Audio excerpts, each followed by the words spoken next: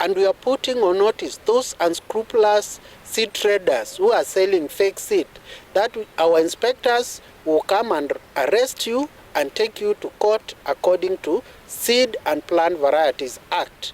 So ensure that you don't trade in uncertified seed. Tuangalie ni nini nafanya bei ya mbegu iwe rahisi, kwa sababu bei ikiwa rahisi wakulima wataenda kununua mbegu ingine wanafikiria ni mzuri, lakini sio mbegu bora, na ikiingia hapa ingine inaweza kutuletea magonjwa. Na mujibu wa hii sana haja kubwa ni kuhakikisha kwamba tusiweze kuleta magonjwa na pia vijidudu ambavyo pia zinaweza kuadhiri ama kuleta madhara kwenye mimea. Na pia jambo lingine ambalo lina maana zaidi ni kuhakikisha kwamba tunarahisisha biashara kati yetu sisi na nchi ambazo